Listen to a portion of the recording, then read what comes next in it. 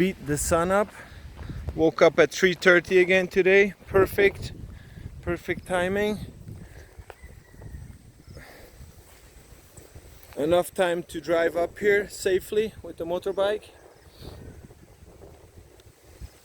and enough time to arrive here before break of light, so I can still run down the hill in the dark, and we'll run up the hill while light is breaking. So look guys, today I want to talk to you about mindset, you know, business mindset or Amazon mindset. All right, the mindset you need to have in any business, but especially and specifically the mindset you need to survive in the Amazon business, and then especially in the Amazon drop shipping business. Okay, so this business model, let's talk a little bit about this business model, right? Maybe I can even upload this video on my my website. So as you all know, Amazon is the biggest platform in the world. You know, it's an unlimited potential market, but of course, as I also said before, where there is money or there is blood, there are sharks, right? So there is a lot of competition, and competition is fierce, you know, and especially in the business model that we have, which is retail arbitrage. Well, it doesn't require any inventory. All right, you can list hundreds if not thousands of items, and you are saving on the shipping costs and repackaging costs. So I mean, this business model is almost too good to be true. But of course, arbitrage or even retail arbitrage is the foundation of any business, right? You buy something for $1 and you sell it for $3. And of course, if you're smart, yeah, okay, you could buy in bulk. Look, so we have this business model, which is retail arbitrage, right? It's drop shipping. What we basically do is we find an item on Amazon which is sellable, has a good ranking. We look for it with a big retailer, and we just actually list that item, and we save the link where we can purchase that item. So we will only purchase that item after we get the order. So basically what we are doing, we are just fulfilling orders, and we're not buying first and selling after, not buy low and sell high. We sell high and then buy low. Okay, so the beauty of this business model again is no inventory. It's just fulfilling orders, so you're not investing any money in stocks, and you don't have the danger of that. And you're also gonna be saving on shipping costs and packaging costs and storage costs. Okay, so plus it also gives you the advantage that you're not just basically gonna have the risk of doing a hit and miss, right? You're not gonna select an item, then buy a lot of stock, and then when it doesn't sell, or it even doesn't sell anymore, you're gonna be stuck with that stock, right? Plus also, how many items can you list, right? Because you only have so much money and you only can buy so much inventory. So the advantage of this business model is that we can list hundreds if not thousands of items. Okay, so this business model is very simple, but it does require a lot, and I'm telling you, a lot of work. All right, because of the competition is so fierce, there's always someone gonna go under your price, right? And it's gonna go with 1 cent, 2 cents, 5 cents, but in the end, after a few weeks, the item which used to be profitable is no longer profitable. And so therefore our VAs, they have to find every day, okay, between 15 and 25 new items every day, because every day items are going to be no longer profitable, margins are going down. So it's a never ending task, and trust me, it's crazy. It's crazy if you have to do it yourself. That's why we do it, right? But anyway, so the thing is, competition is fierce, prices are going down, and basically it's a race to the bottom. And therefore, so what they do is going in Amazon, you all sell in the same listing, right? The listing is from the brand owner or the brand, whatever, or the manufacturer, and then you are actually a third-party seller, which is going under his price or going under the price of other third-party sellers, and therefore there's a lot of competition. Okay, now trust me, there are big groups out there. There is there is people who are fearless. Okay, and the method that for just competing in a listing for the same item and lowering your price to get the buy box is basically called piggyback, right? Now this is a method that is you know, it's fairly safe because it's basically it's allowed, except for the basically the drop shipping part then, right? But the thing is that competition is fierce, and what I mean fierce is that there is a lot of competitors that are protecting their listing, right? So they don't want you to yeah, to go under their price, right? So what they will do is they will buy a cheap item in your store. They will check your store. They will buy a cheap item, and then they will leave even before the item is cancelled, before the item is shipped. Even sometimes they cancel it, but it still leaves them the opportunity to leave a review, a bad review, right? And that is, now look, if you're a matured store and you have a lot of good feedbacks, then one or two negative feedbacks is not going to hurt you, right? But if you're a new store and you only have 3 feedbacks and there's going to be 2 negative, yeah, then you're already you're in the water already, right? Because Amazon will look at a percentage and then basically you're at a 60% or whatever, right? So it will affect your health and your metrics. Now it can get even nastier, right? It can get even nastier, and that is that they can actually report you for inauthentic items or counterfeit items. And in that case, Amazon is gonna ask you for verification, and they're gonna ask you, hey, verify your source, right? So that basically means show me an invoice, which of course you don't have, right? Because you don't have. You might not even bought or fulfilled that order. Maybe it was just even an item that you listed in your store and you never even sold it. You never sold it, and then someone reports you for inauthentic, or so it can be inauthentic. It can be copyright infringement. It can be counterfeit, whatever, right? So the brand owner might also see, or someone report you to the brand owner and say, hey, do you have a reseller license for this product, right? So these are pretty nasty tactics, which we or you, anyone, will encounter in the piggybacking, right? And these are pretty nasty to resolve. Okay, they're difficult to resolve. Not impossible, right? Not impossible. Like I said, never ever give up. You just got to keep going and find ways, find solutions. Eventually, you will find a way. And there's enough reinstatement experts out there who can solve this kind of case.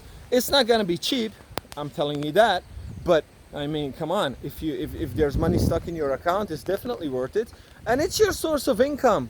I mean, we can make a good income here, so what the fuck if you have to spend an extra $1,000 to resolve this case, right? So okay, so that about the piggyback, right? And this is the method that everybody's doing out there, right? It's relentless. If you have a big team, you can do big sales, but the margins are low. All right, the margins are very thin, and therefore you can get hit with inauthentic claims and all that copyright and infringement shit. And trust me, it happens to everyone. Every automated service, right? Amazon automation service out there, it has got to deal with this shit. All right, now. The only thing you can do, of course, is start drop shipping or start ordering in bulk and then sending it to the warehouse, which is then wholesale or FBA, right? But again, this requires inventory. Now, there is another way, and that's basically the way that me and my team is doing. And I'm not really going to reveal that here, but we have ways to not compete with others, to basically have standalone listings, and we can protect our listings against attackers or competitors. Okay, we can do that. So, and that is, and also our margins are not 7 to 10%, they're 20% margin on sales, and you can clearly see that in my Excel sheets, right? So we have methods for this. Now again, is it without risk? No, it's not without risk. Okay, this business, look, no business is without risk, but especially Amazon dropshipping, it's not without risk. Okay, but is it worth it? Hell yeah, it's definitely worth it if you do what I say, right? That's, and look, I am the living proof, and that, because else I wouldn't be defending myself for this shit. I would say, hey, you know what, it's too risky, I'm gonna, you know, I'm not gonna do this myself anymore, and I'm sure as hell not gonna advise people to do it or make an automation service out of it, right? So again, I am the living proof that this shit works, because I've been proving it to you with Amazon's case studies, and I've been actually showing my track records for the last 2 years almost, right? We're September 2019. I've been showing my results since September 2017, okay? And I mean, look, is there risk involved? Yes, there is, okay? Because basically you're operating against policy. But this against policy business is making Amazon billions, okay? Billions. The only, and they allow it. The only thing that they want you to do is comply with their customer service, okay? You have to, if they ask you for verification, you just fucking provide it any way possible, okay? And you try to maintain their standards, okay? And is it, and yeah, okay, it's a gray area, but you know, nothing in this world is fucking white, right? I mean, if heaven is up there and hell is there, we also living in a gray area, okay? Anything can happen. So, and listen, again, any business that you can make like 2 to 10K a month with no effort at all, then, but let's even say any business you can make 5 to 10K with, even you gotta fucking work your ass off 12 to 14 hours a day, you're gonna have to invest $50,000 in, okay? And you could also lose that because there can be a competitor opening a shop next door and you can be fucking out of business because he's doing his shit, he's got his shit together better than you, right? So that can also happen. Now, again, I'm the living proof of this, okay? Is it there risk involved? Yes, there is. It helps to get a good, it helps to get a head start, right?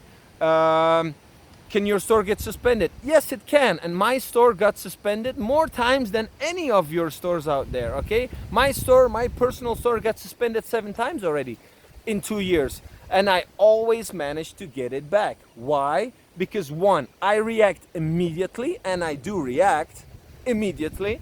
I'm not afraid to spend some money on it, even if it's only, look, it used to be 1 or 2K, but now I have a guy, he's doing it for like $3.99, and it's not per letter or per appeal as most cases out there. No, he will keep going, okay? He will keep going. And if he's swamped or he cannot help with a particular case, then I will advise someone else and we will just find a way, okay? Now, 3, do I have a backup store as I recommend? Yes, I do, okay? I do. And it's on a family member's name, but so whatever. I mean, it's not my store, but it's an extra store. So you find a partner and you create a backup store, right? You can still use your credit card or money to fulfill orders, because that's basically in the buyer accounts, right? In the merchant accounts. But I mean, what stops you of creating a second store or a backup store? You can partner up with someone who of course doesn't have a store for itself, a family member. You could ask a friend, or you can just set up an LLC and open an Amazon store on that LLC.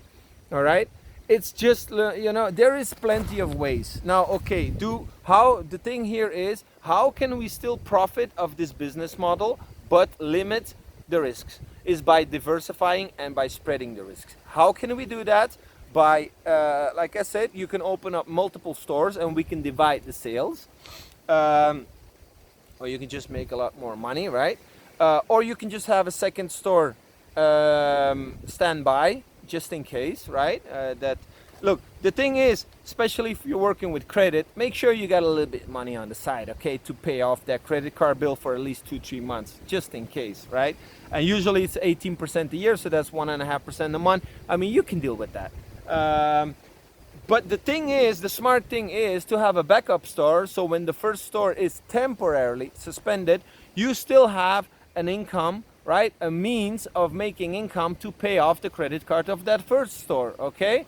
So, and so on. Look, you can create unlimited LLCs, okay? You can have 10 stores, and I mean, as long as it's not in your name and your bank account and your address and your IP and whatever, all that shit, you can't have any of the same details, because technically you cannot have 2 stores. But an LLC is another entity, so they can, right? So that's what you do. What is another way so we can spread sales between different stores? That's a pretty smart thing to do, right? Diversification, multiple sources of income. It's the basic rules, okay? It's the basic rules in business. What's another way is that we can do is we could open multiple markets, right? Because if you're suspended, basically, and that's what we're gonna head to, we will be opening multiple markets, yeah, like UK and Canada, any English-speaking country. For starts, because even if you're temporarily suspended in UK, in US, you can still sell in UK or in Canada, right, and vice versa.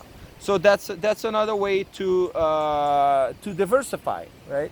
So look, there is plenty of ways to make this business model work, okay? Now, nevertheless, I do agree that it is much more reassuring, and I'm gonna start heading up again because I want to see the sun rise, because it's breaking through there. See that? You can see the sunbeams, rays of sun.